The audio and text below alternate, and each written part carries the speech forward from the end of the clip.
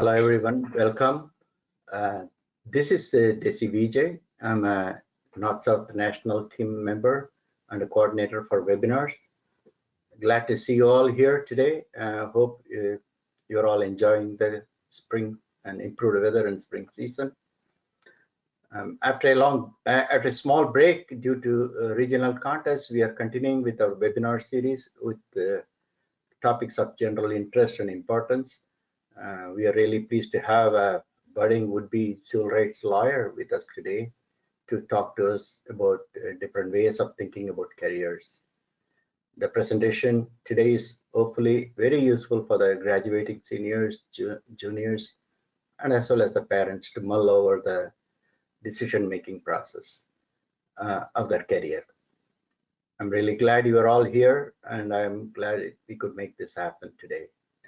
Welcome. It's really my great pleasure in introducing our speaker today. We have a very impressive youngster, Adi Tolapa, an inspiring civil rights lawyer, and currently a second-year student at New York University School of Law. He's with us today. He had a very impressive career path already, and I'm sure he's going to share with us. He has attended Illinois Math and Science Academy for high school, graduated from Yale in 2016 with a BS in cognitive science and pre-medical coursework. After the college, he went worked as a math and science teacher in Chicago South Side for Teach for America process, and later he became a school head principal of the same school and was administering the school for a while. Adi grew up in Naperville, Illinois, and then currently is now of course, in New York, Brooklyn, New York. So we welcome him, and then we are ready to listen to what he has to say. Thank you, Adi, and then you can take over from here. Yeah, thank you.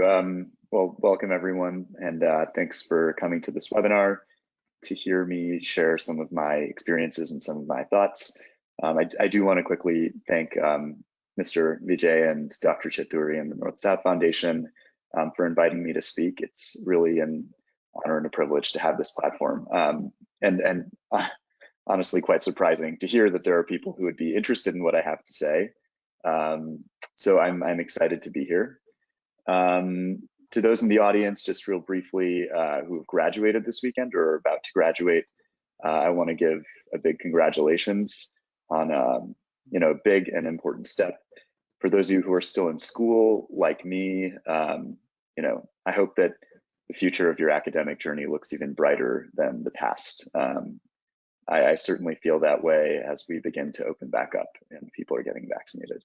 Today, I'm going to share some of the things that I've learned during my own academic and professional experiences, and hopefully give you a new way to look at some of the big decisions that we have to make as young people and throughout our lives.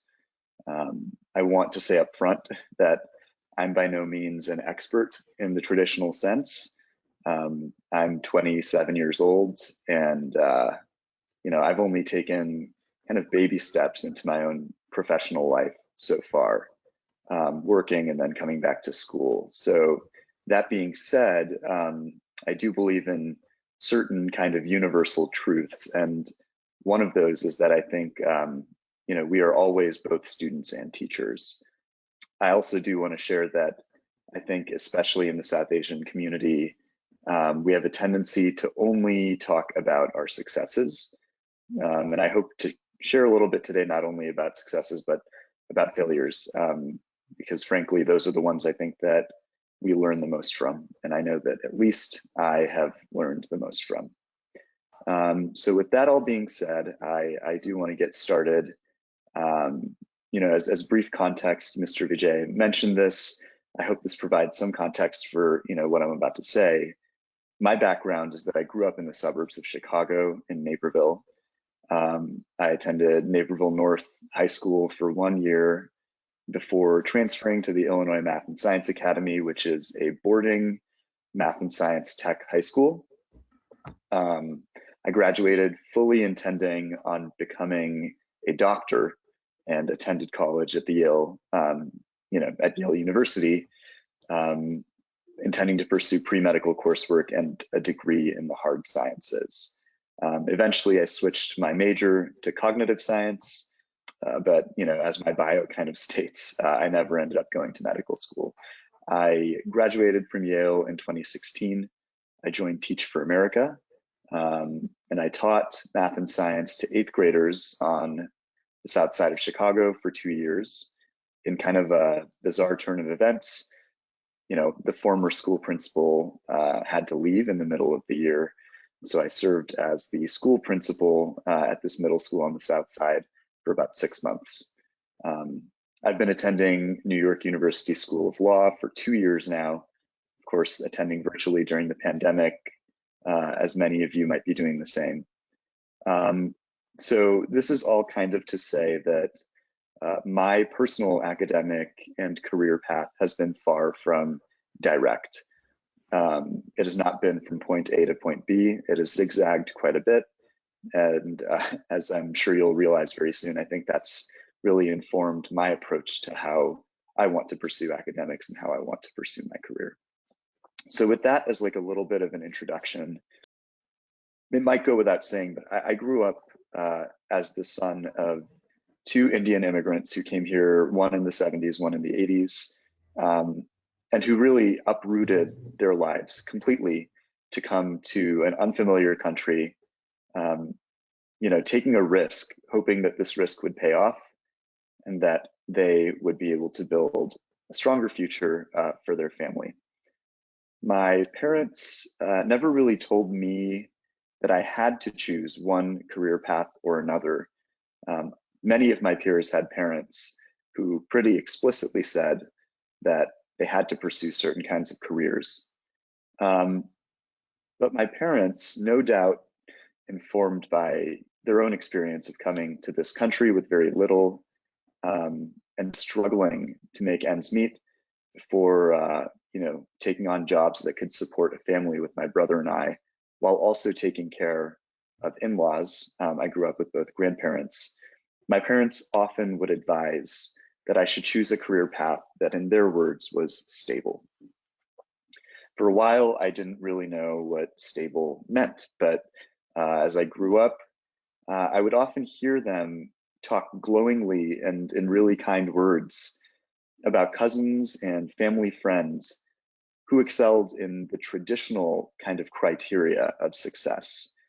They would talk really, really, really, congratulatorily about people that we knew who had become the first chair of their school orchestra, or who had graduated as valedictorian, or who had, gotten a perfect ACT score, or had become national merit scholars, et cetera, et cetera. And they would also often talk really nicely about people who had chosen to pursue pre-professional tracks in college towards careers in STEM. Things like being pre-meds in college, doing engineering programs, doing computer science, or pursuing graduate degrees and PhDs in the hard sciences. So as a young person putting all of this together, and of course wanting not only to make my parents proud, but also to make myself proud and feel successful, I had to kind of piece together, what does this mean to have a stable and successful career? And I started to realize, late in middle school probably, that the pursuits that my parents valued had a couple key things in common. And most notably, my parents seemed to really value predictable paths with certain outcomes. That is, they seemed to favor pre-planned journeys from point A to point B without any detours. Initially, I thought this might have just been something that existed in my family, but as I looked around, it seemed to be something that a lot of my family friends' parents would value, and even outside of the South Asian community, that many of my friends who had families from immigrants' backgrounds would value as well. So in many ways, this sense of direction and the sense of wanting to get from point A to point B in the shortest and most efficient distance possible, fueled my approach to school growing up. When I was in middle school, I chose to participate in extracurricular activities like the Science Olympiad, which I knew people had done before, which I knew would look good on a resume, and which I knew would lead me towards upper echelons of scientific achievement.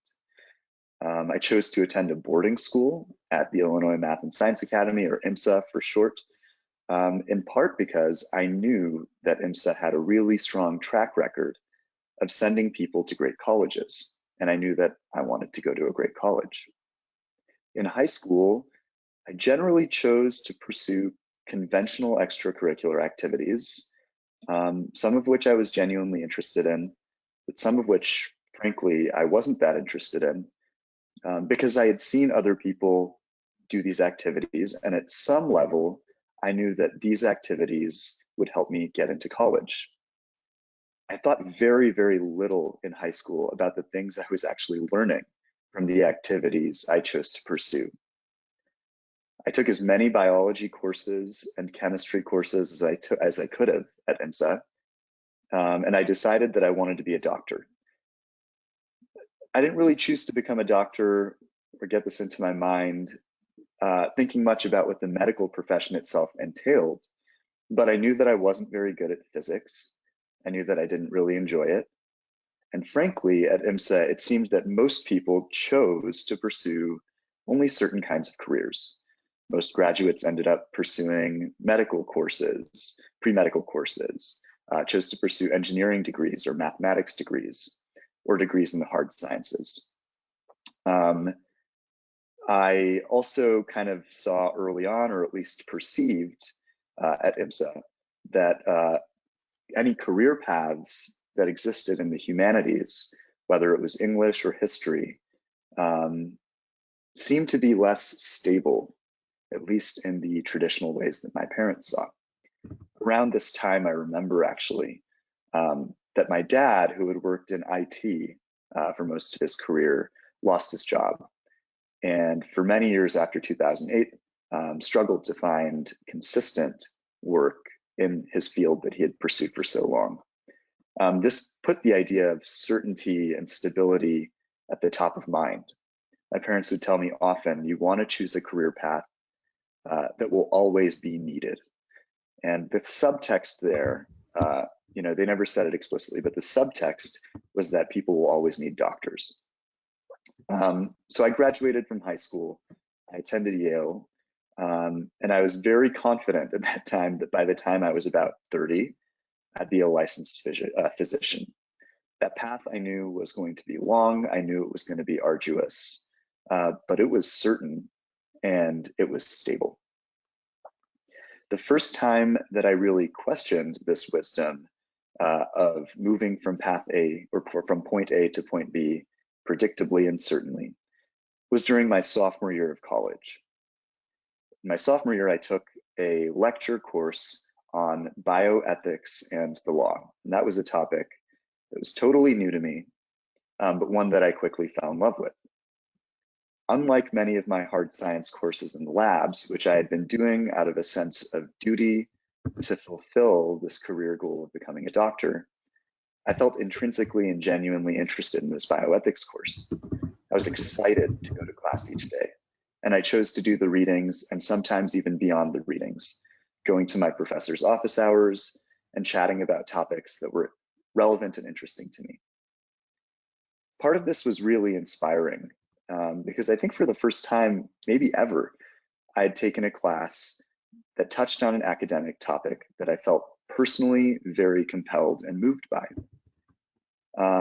But part of it felt really uncomfortable. After all, what I had known, what I had spent at that point, basically 20 years pursuing, was this path towards a career as a doctor.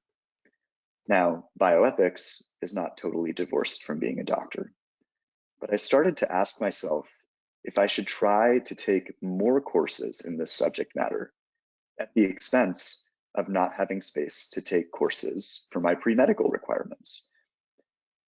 And that was an intense tension. Should I choose to pursue this path in bioethics or the law, not knowing quite where it would lead, not knowing what career lies at the end of the road? Or should I forget about it and continue along my known path towards medicine? Ultimately, I thought back to what my parents had taught me growing up and the values that I had been raised with. I ultimately chose to finish the course and to move on, at least immediately. Ultimately, I finished college pursuing my major in cognitive science, which focused on psychiatry, and finishing my pre-med coursework. But after that, I began to feel that I might not actually be truly passionate about this path in medicine, and perhaps that I hadn't really thought about whether being a doctor itself was something that really appealed to me. I remember that decision often, not because I regret it per se.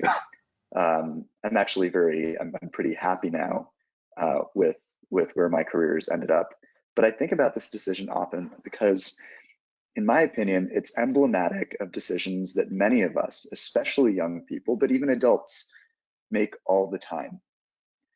It's a decision between option A, which is a predictable path with a certain outcome, and option B, a path that is unknown, but that could potentially be more rewarding or interesting or fulfilling.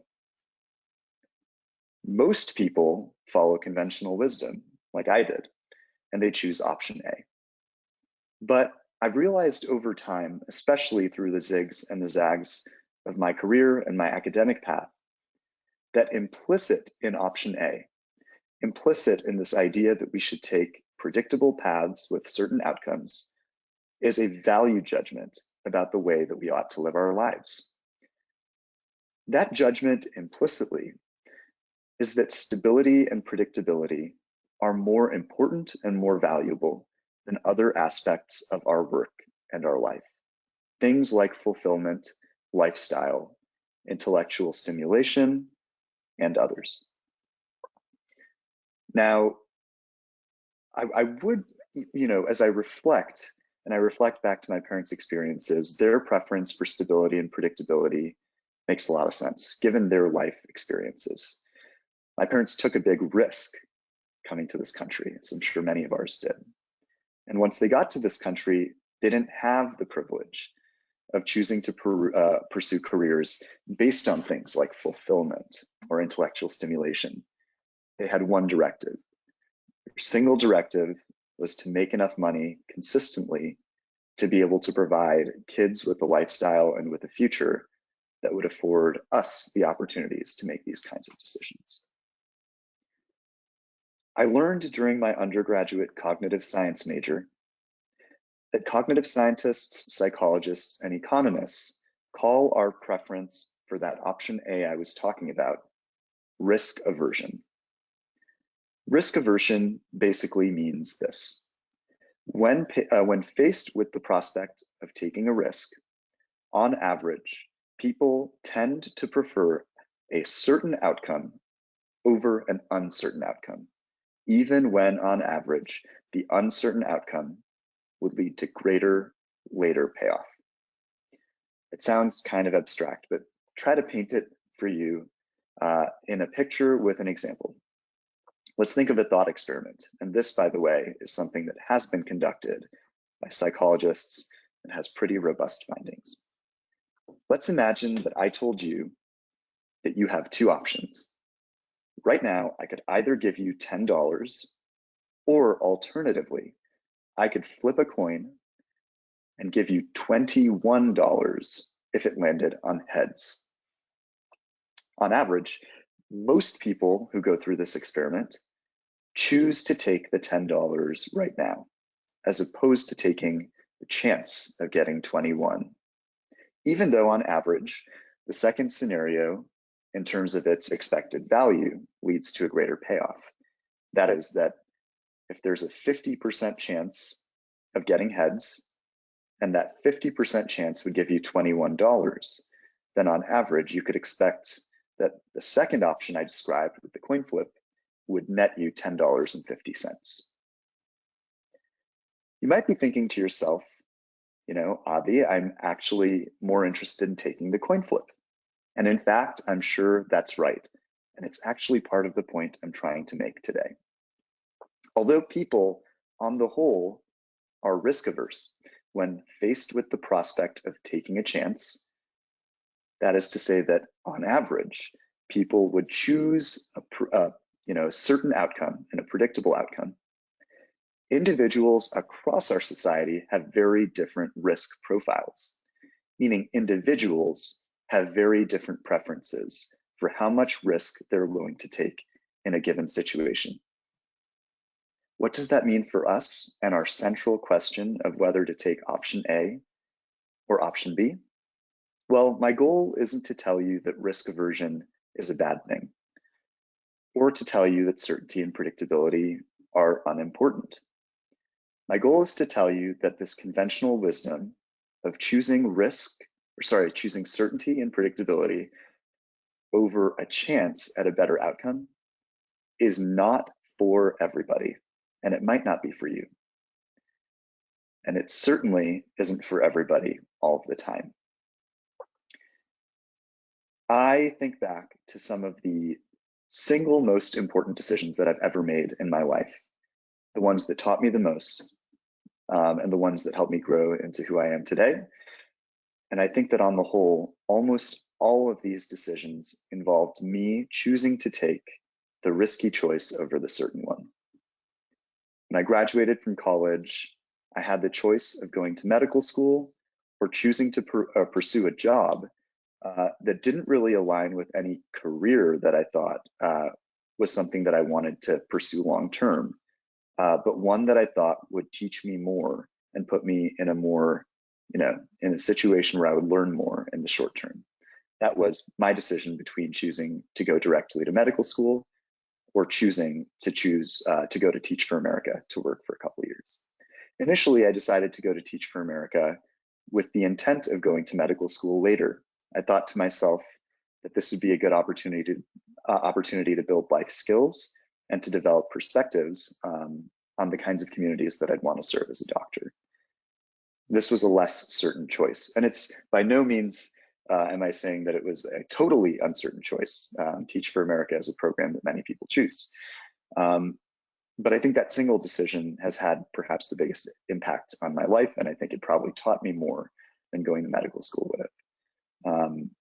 Eventually, later on when my principal quit and I had the decision of whether to take over as an acting principal or to go to medical school, I chose to take a risk, to choose this job that again did not lead to a career path that was very certain or desirable for me, and one that may, have actually resulted in a level of failure or risk of failure. But I chose to do it because I thought that it would be something that would teach me more, at least immediately, than medical school would. And I think that the biggest kind of takeaway that I've developed in terms of this risk preference and option A and option B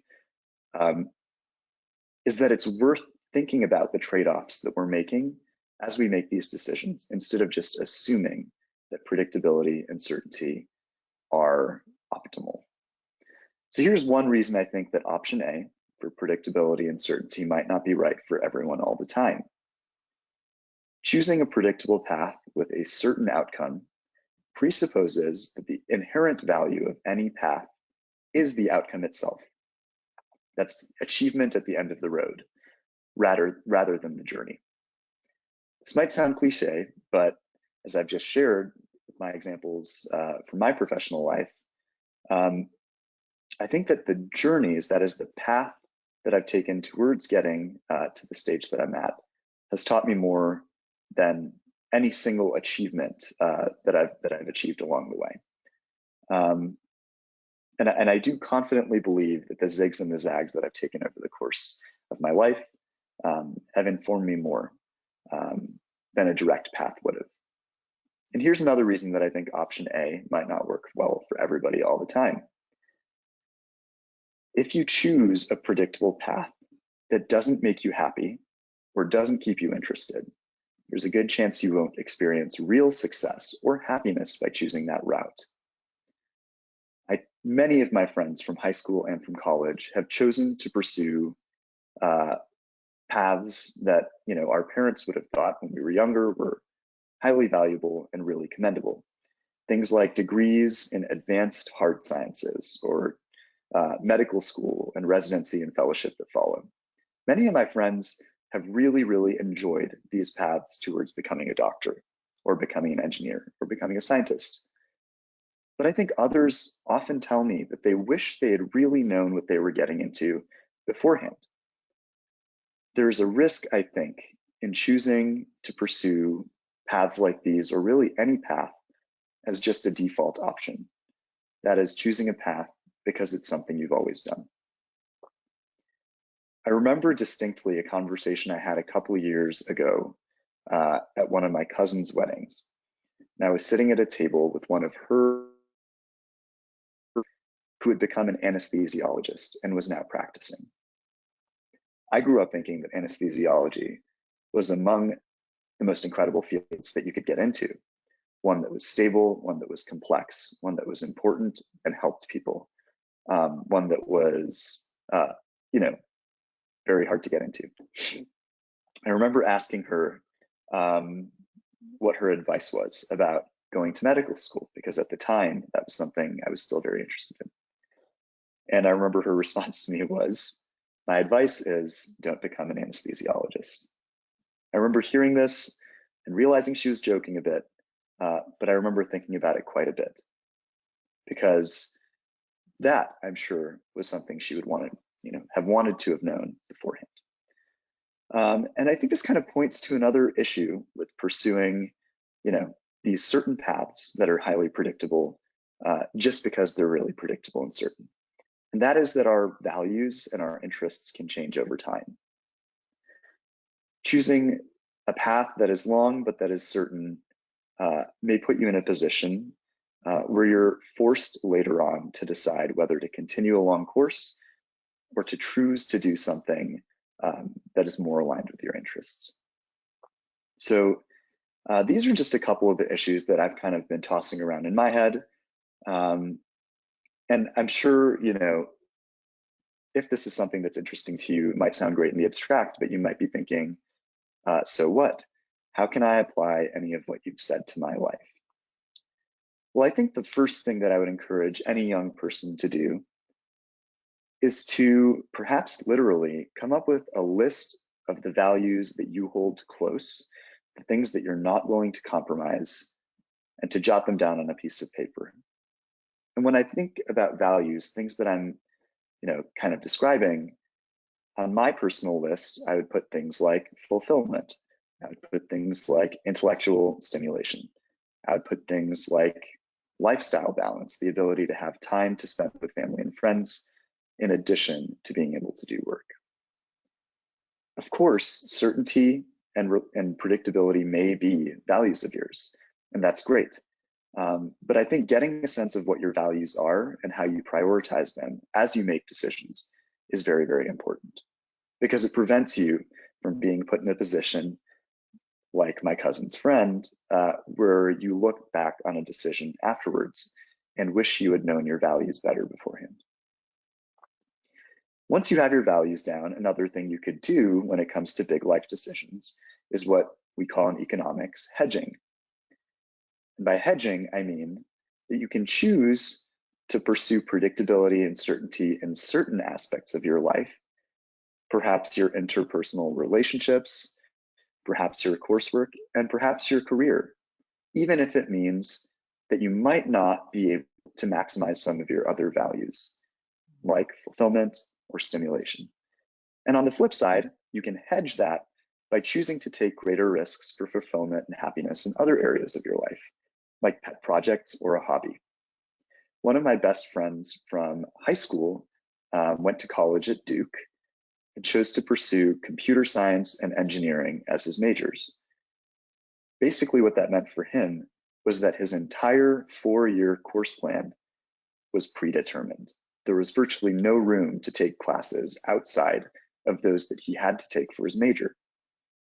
He chose to pursue that path of certainty and predictability because he thought that it would maximize things that he wanted in the long term, things like becoming employable.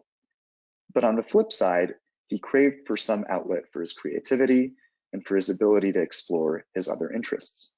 As a result, outside of his coursework, he chose to pursue a project at a startup. And eventually, he ended up taking one whole semester off to work on this startup before it was eventually acquired. And then he went back to school. And I think looking back on that, my friend thinks that he made the best of all of his possible decisions, because in one area of his life, he sacrificed a little bit of fulfillment for certainty. And another aspect of his life, perhaps one that was a little, less scary or consequential, he was able to do the opposite and really find fulfillment. It's worth noting, though, that hedging might only take you so far. That means, if you want to experience real full success in any avenue of your life, you will have to invest fully in it. We hear in the news all the time, many prominent entrepreneurs ended up quitting their jobs, taking on the risk that their startup might actually fail, because they were, inspired enough by the possibility that it would succeed. By no means am I telling you that you should quit your job. By no means am I telling you that you should quit school.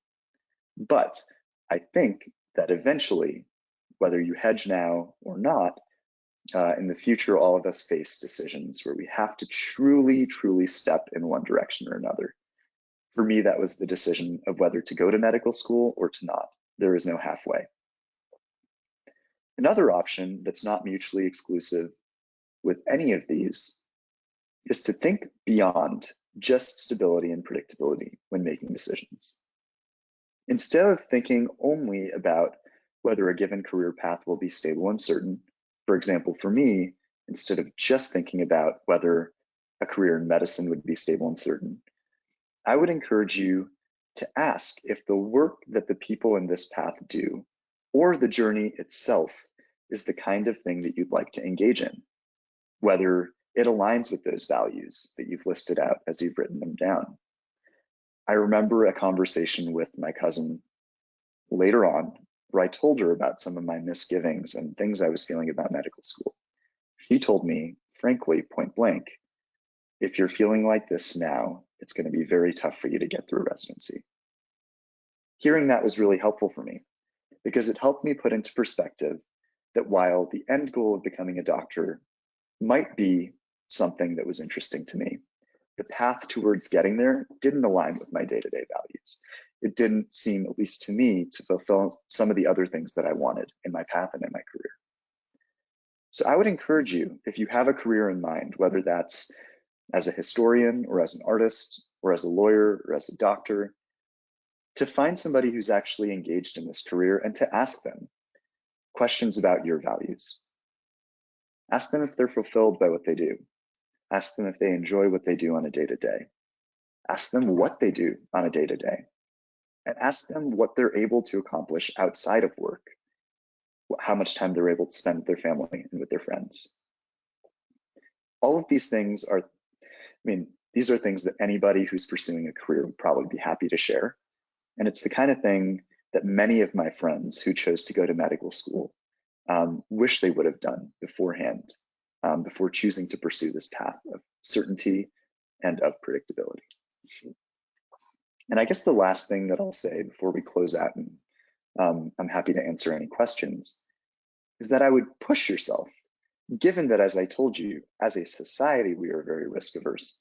I would push yourself to embrace the zigs and the zags that come along in your academic and career path, rather than fearing them. So many times as we look around, especially in the South Asian community, the people that we hold on pedestals are people that have chosen to take straight shots from point A to point B. But I think hidden in many of these stories are the zigs and the zags that we're often uncomfortable to talk about. Here's an example.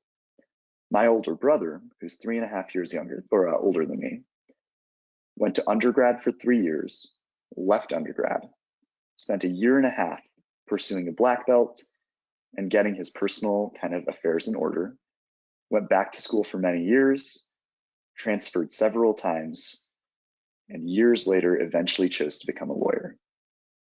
Many in our community herald my brother's story as a success. But we should be careful not to idolize these kinds of stories without thinking about all of the decisions that occurred along the way. Zigs and zags aren't a bad thing. In fact, the zigs and the zags are often the places that you'll learn the most about yourself and about the values that you hold close to you. I've certainly learned the most from my experiences that pushed me out of my comfort zone and off of that path from point A to point B than I did by just steady sailing. I realize that this is probably, it may be something that you've heard before.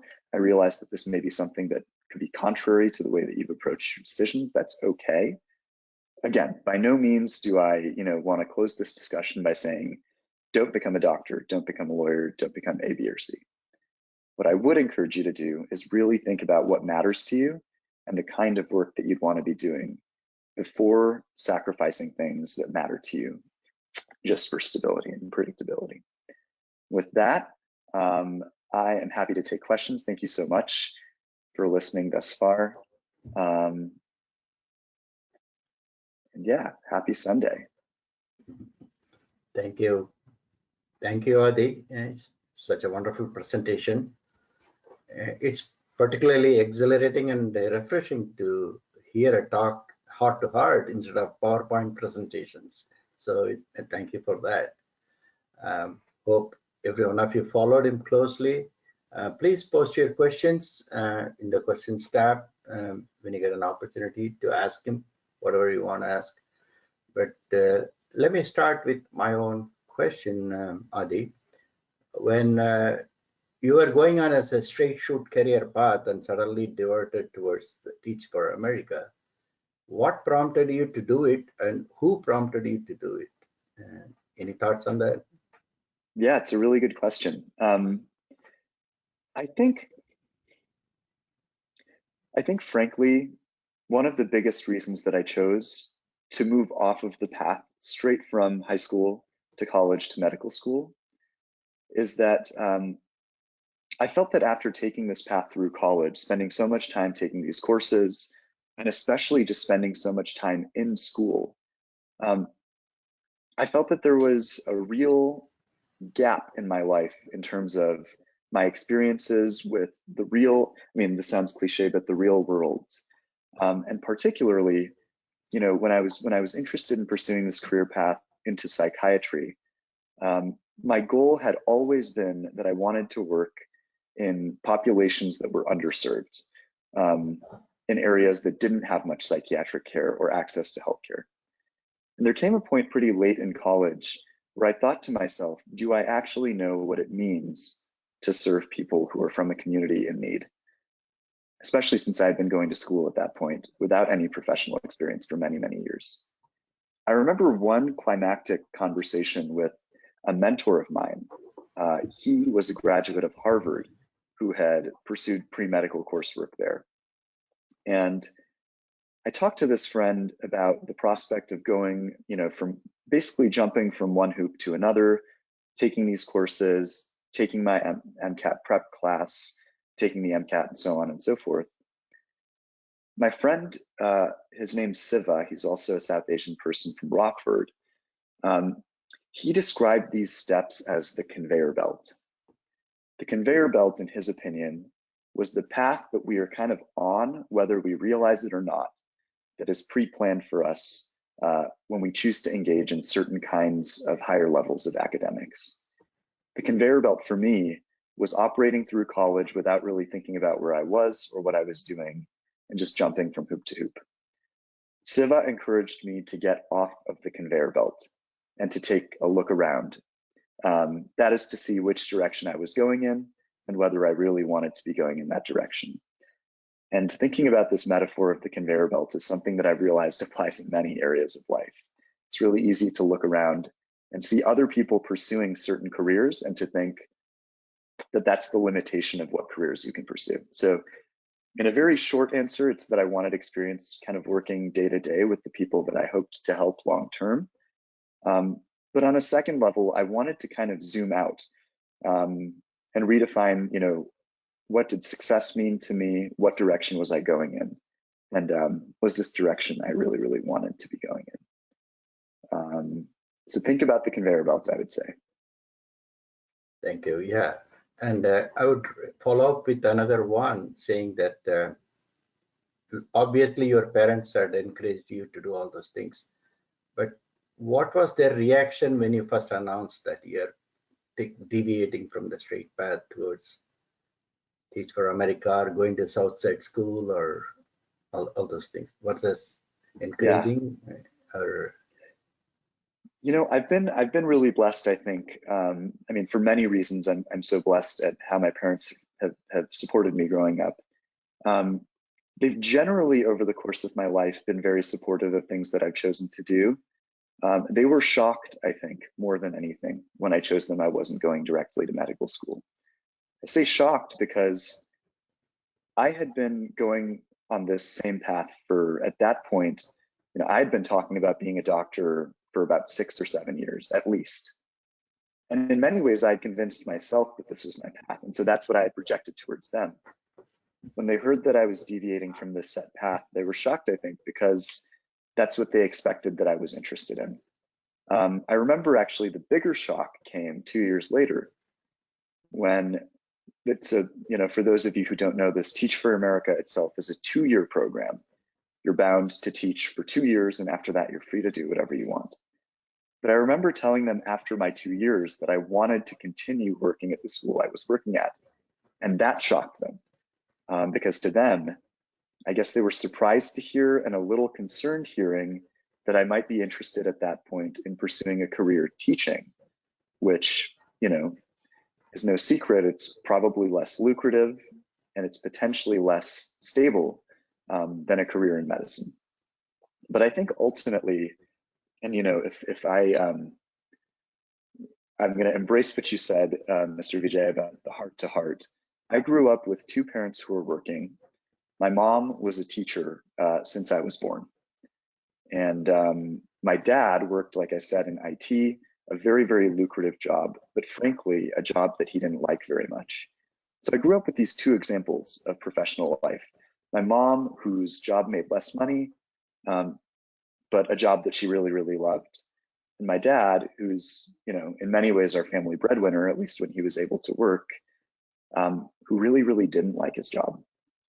And when I kind of explained this to my parents, that this is what I saw as my options, I think they understood.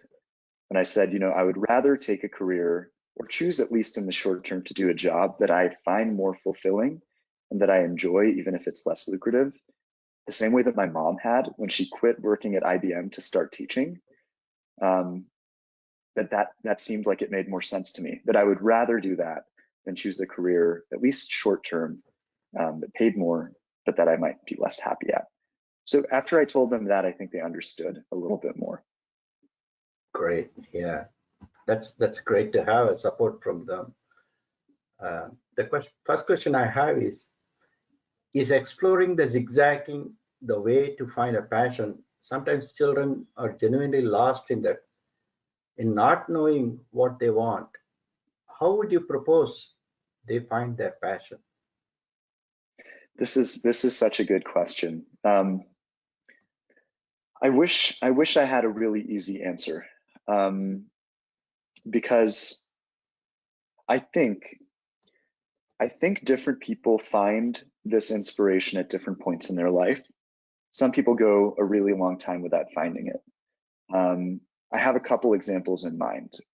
So my cousin Divya, the one who I've kind of talked about over and over at this point, Divya has been saying that she wanted to be a doctor from the time she was 6 or 7.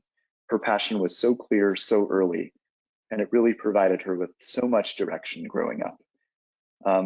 On the flip side, I think of friends of mine who went through college, who are really bright, but who had no clear set, you know, either career path or academic area that really, really made them happy. And this might not be, I guess, the answer. I hope this doesn't disappoint you as an answer. But there's a hidden value judgment, I think, in what I've been telling you all this whole time. And it's a value judgment that I've made implicitly, which is that passion in the work that you do is really, really important. There are plenty of people who I know who are friends of mine who just don't hold that as high a value. And the reason is I've had friends, and I continue to have friends, who have not found their intense passion yet in life. And for them, when they write down those values on a piece of paper, the way that I kind of encouraged you to do, passion for work is something that's not at the top of their list. It's not even in their top 3. I guess my answer is less about how to find your passion and more about what to do if you haven't found it yet. I would encourage you, if you haven't found your passion yet, to choose to pursue a career that that is interesting enough, and that the work that it involves is something that you are happy enough to do, something that you don't hate, something that doesn't make you unhappy, so that in other areas of your life, you have the finances and the means to pursue things that you do enjoy and that you do find fulfilling. There is, I think, and I apologize because I think I've kind of promoted this narrative. I really do think that there is a narrative in our, I would say, like in our society, especially in higher academics, that you should find something you're really passionate about.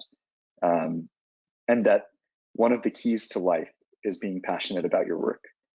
I think for some people that's true, for some people that's not. And I guess I've been buying myself a little time with this answer. But one thing that I would encourage for people who have not found their passion, if you're still, if you're still in high school, for example, I would encourage you to take a diverse range of classes. And if you're going to college, I would encourage you to pursue the liberal arts. Not because the liberal arts are necessarily going to give you a career that's super stable and predictable, but because choosing to take classes in a wide variety of areas may give you a chance to expose yourself to something you do find interesting. So I apologize that that's kind of a roundabout answer. The short answer is, if you have the luxury of doing so, I would encourage you to pursue some sort of coursework that's diverse in what it's teaching you. And if you're past that point, I would encourage you to think about what kinds of work you're happy to do or happy enough to do that you can pursue things that make you happy outside of your work. Thank you. There is another similar question from a parent. You have alluded to an age-old debate on in Asian community about stability versus unpredictability. You talked about the kid's perspective. What would be your perspective if you're a parent? Many times the decisions are made when one is young and the parents think that the kids are underprepared to make such decisions on the careers. Yeah, I think this question is from Ravi. Ravi, thank you for asking this. It's something that I wish I would have touched upon when I was speaking. I think one of the things that has informed my approach to the beginning of my career is the idea that at this point in my life, I have the luxury and the privilege of taking certain risks that later in my life, I will not have the luxury or privilege of taking. And by that, what I mean is, right now in my life, I am unmarried, hopefully soon to be married. I don't have kids. I'm not geographically bound to one location the way that I one day probably will be, if and when I have kids and have a family. And this might be an overly privileged way to think about it. And for those of you who are still young, I would encourage you to have this conversation directly with your parents. For those of you who are parents, I would encourage you to consider this perspective as something that your children might be thinking. I've talked to my parents about their path towards coming to this country, the kinds of risks that they took and the sacrifices they made to provide my brother and I with predictable, or at least with stable and resourced upbringing. And to me, what I've kind of parsed out is that in many ways, my parents saved all this money and took all these steps and made all these sacrifices in a way to ensure that my brother and I would not have to make the same decisions for the same reasons under the same pressure. When I talked to my parents about this feeling, I think in some ways they agreed with me, and in some ways they disagree with me. But my sense is that my parents worked this hard so that I'd be able to make these kinds of choices in my life, to be able to zig and zag a little bit more, certainly than they were able to.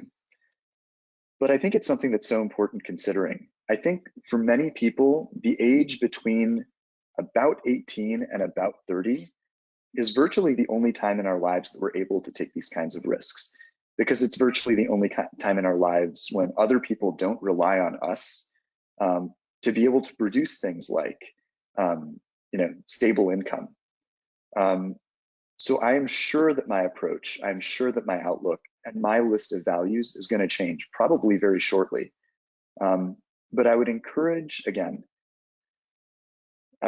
young people to think about this time in their lives as probably the time that they're going to be able to take these risks more than ever before.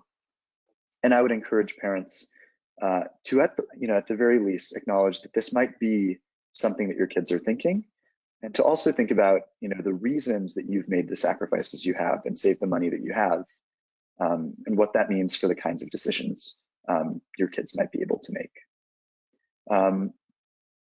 It is a stage in life, I think, where mistakes, nobody ever wants to make mistakes, but I think this is a stage, especially like 18 to 25, is a stage where mistakes have far lower consequences than they do later in life. Thank you. The next one is it more effective to work a traditional stable job and simultaneously help the communities in need? It's a great question. I think it depends on who you are, frankly.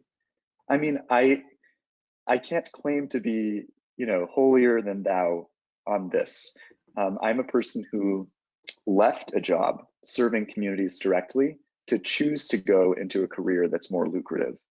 And that's something I have to say directly. Like, I chose to go to law school. And so I think in that way, I'm aspiring to be a civil rights attorney, but I think in many ways, I imagine that my future may be one where my help is something that is more, that is less related to the work that I do and more related to what I do outside of work. So I think it just depends on the trade-off that you want to make.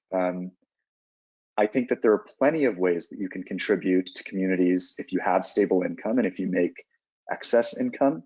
I'm sure Bill Gates is able to make more impact on communities in need than I was able to as a teacher. It just depends, frankly, on the kind of work that you want to do on a day-to-day and whether that trade-off makes sense for you. So I don't think that there's one approach that is more or less effective. I think that they can both be effective. It just depends on you and your values. So I hope that's not too roundabout of an answer, but I don't think that there's one correct path. Okay. Yeah, thank you. And the next one is, can you tell me more about Teach for America? If you can elaborate that you are free after to pursue anything after 2 years of study there? Yes, definitely. I'm also realizing that Vimal had a question, but I hope that we already answered it. Mm-hmm. The short answer to Vimal's question about risks when you're a breadwinner is I do think that having other people depend on you changes everything. And I haven't reached that stage of my career yet, but I think that the risks and the possible consequences of taking those risks changes a lot when other people need you to be able to provide. So as to Teach for America, in short, Teach for America is a program that people pursue after college. Some people pursue it even later after working on something else for a couple years. And the Teach for America commitment is basically that you are obligated when you join Teach for America to teach at a low-income school for 2 years. And in return, what Teach for America helps you do is they help with professional development. They help you pursue your teaching certification by linking you to institutions that can help with teaching certification. And Teach for America links you to a network of alumni who do all kinds of interesting things with their careers, many outside of education. Many people do Teach for America and become doctors, become lawyers, so on and so forth. So the short answer is yes. After 2 years of Teach for America, you are free to pursue anything. I would say of the cohort that I joined Teach for America with, probably 30% are still teaching. I would say probably 30 or 40% have chosen to go to graduate school for one thing or another. I would say a handful of people have chosen to go into school leadership, like being a principal or an administrator. And I would say, the rest have chosen to pursue careers in other things, whether it's tech or marketing or finance or what have you. It's on the whole, I would say a career, it's a choice that I would consider if you are in a position where you don't have to pay things like student loans, where you're not in a position where you have to make a lot of money coming out of college. Teach for America teachers make just what teachers make. And it's a really, I think, tough experience, but I think it teaches you things that you wouldn't otherwise be able to learn in other avenues. So I'm happy to talk about it more. That's the kind of the brief answer. Thank you. The next one is that I'm also interested in a civil rights law. What made you come to that decision that you wanted to pursue civil rights law in particular? Yeah, so thank you, Surya, for asking this question. I think this goes back to what I was saying about zigs and zags. So again, I joined Teach for America with this intention of long-term pursuing a career in psychiatry with folks from low-income backgrounds. But very quickly, through this kind of tangent that I had taken in my career, and my exposure to students and the community on Chicago's South Side, I started to see what I perceived to be problems that were even more fundamental in my students' lives and in their families' lives than their access to psychiatric help. I started to see very substantial, gaps in the social safety net for my students. For many of them, if they didn't succeed in school, there were just not many other options. It was a community that, in my opinion, was over-policed, and in which, my students and their families often had, I think, very antagonistic and in ways, I think, unfair interactions with law enforcement and people in the government. And seeing my students suffer in these ways and seeing the fact that, what I would consider to be like the ways that the government protects many of us, not protecting them, that was ultimately one of the big reasons that I chose to go to law school instead of medical school. And it's the reason that I'm most interested at this point in, in helping clients that have, first of all, that don't have much money, and second of all, whose civil liberties have been violated. So it is, it goes back to what I was saying, like that ended up being, just choosing to go teach ended up being one of the most consequential, I think, decisions in my life, because it showed me something that I was genuinely interested in. That's something I wouldn't have seen else, if I had chosen another path. And Surya, I'm happy to chat more offline even if you have other questions about what that path entails. But for me, it was something that came out of this kind of detour that I took. Yeah, thank you for the detailed explanation. The next one is, this question is from the parent side. What is the best way to get back to your career path after a gap of 10 years as a stay-at-home mom, supporting kids and so much change in your priorities, especially if you were in the hands of a profession like a nurse, registered nurse? This is, I'm going to kind of say up front that I don't think I'm qualified to answer this question. I've never had to be a parent, which I think it's the toughest job that anybody can do.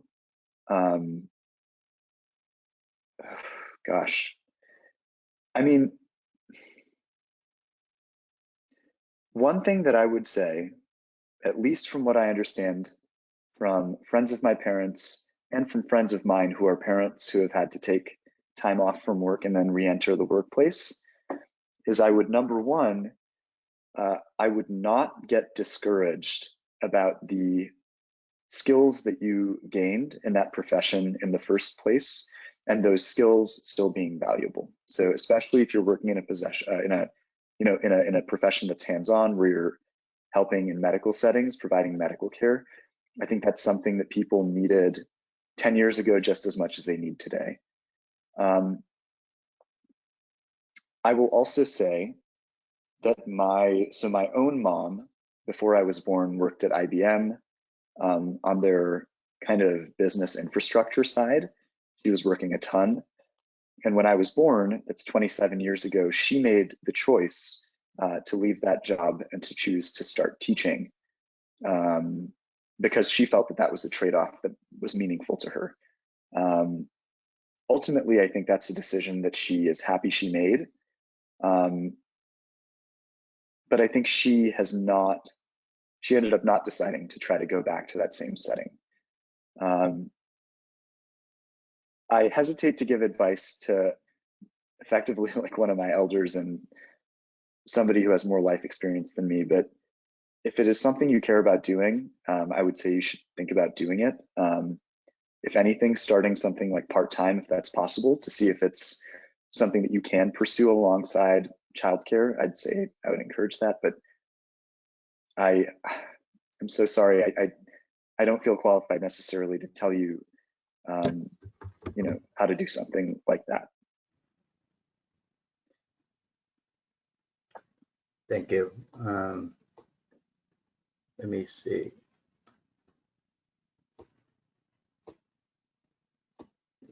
There is only one thing I just want to reemphasize, which I took from you is, yeah, we old timers, we're all straight shooters because we are struggling to make ends meet and then come in a new place and then do it. So we didn't have a choice many times.